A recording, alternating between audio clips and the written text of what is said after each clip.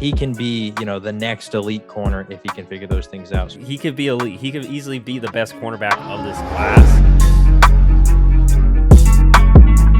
Starting off with one of the hotter names, and I didn't mean to do this. This is how I see them.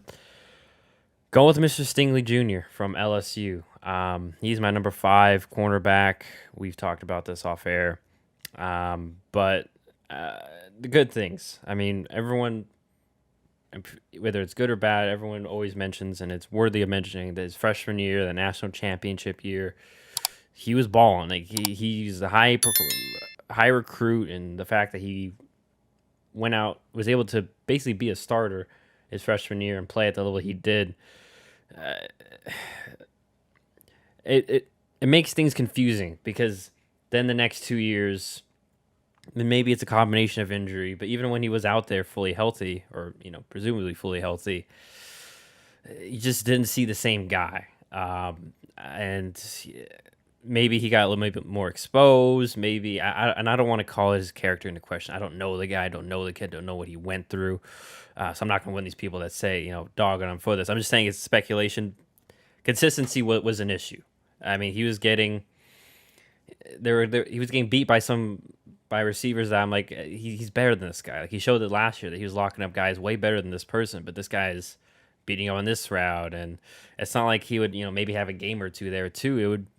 It was concerning, especially second and third year, that it wasn't even like, it was maybe like a handful of plays where he would we would see the freshman year Stingley, like he see him really pop and lock in, lock a guy down, or make a play. But other than that, like I said, I don't want to make this be all about negatives, but the reason he's at 5, because it sounds like I'm dogging on the guy, is he could be elite. He could easily be the best cornerback of this class, but concerns about, I know, and I'm not, but not even just tackling, but chasing after guys in the play. So it gives up on a lot of plays, or just kind of stands there, and then even, like I said, got beat by guys lesser than, I would say, him. And I think that's, he would get sloppy with technique and effort.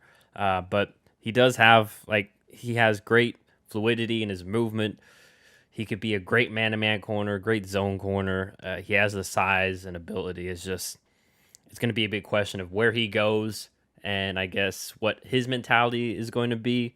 Maybe it's changed. It seemed like, he's, maybe he'll, being in the NFL, just being around better people, like that freshman year at LSU, maybe that will help him stay motivated and elevate his game. It's happened. We've seen plenty of guys in college football ball out their freshman year, maybe take a year off, or maybe not do so well a year or two, and then they come into the NFL, and like Chris Jones, who his motor was questioned, but he worked out. But there are also stories on the other end where high guys who were previously high recruits didn't work out in the NFL. Malik McDowell, Robert Nkemdiche. So we'll see what happens. But he's just too talented raw wise for me to leave him, to not put him in the top 5.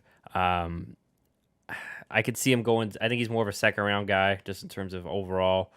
But it wouldn't shock me if a team like the Chiefs, or like the Bills, a team that has a pretty good culture in place, takes a shot on him in round 1 to, just to see if they could bring out that freshman year Derek Stingley. So he's my number 5 cornerback. But yeah, it was real tough. I know you saw. So that's my number 5.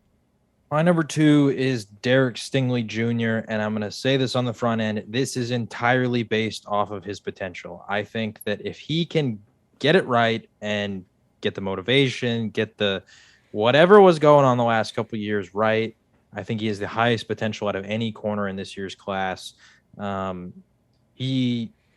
He just has a lot of skills that I think are very comparable to a lot of top corners. Amazing in coverage. His ball skills feel very similar to Trayvon Diggs, who is one of the best corners in recent history when it comes to intercepting passes. He doesn't really have any weakness in his coverage abilities. Really great in press. That's honestly ideally where you want him, is out on the boundary, pressing the opposing wide receiver. just amazing in man coverage, not as good in zone as he is in man, but he's still very good at it. And oftentimes when he is playing in zone coverage, that's where he becomes the headhunter looking for a big hit or getting an interception, trying to make a turnover happen.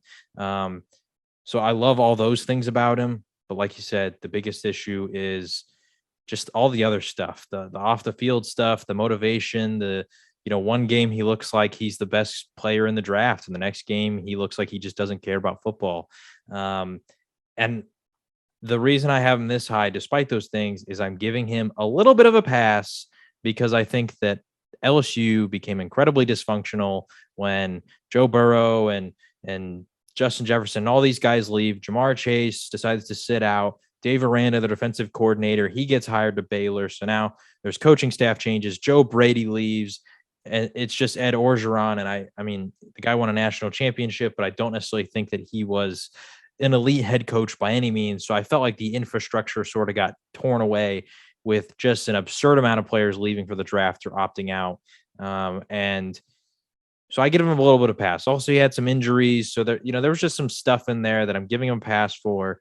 But overall, I do think that he's a bit more risky compared to some of these other prospects because, like you said, there's just been a lot of guys that they have all the talent in the world, but it doesn't seem like they necessarily care about utilizing it or growing it or getting better, because it's one thing to have all this talent right now and from what you showed in college, but it's another thing to actually have it translate to the league.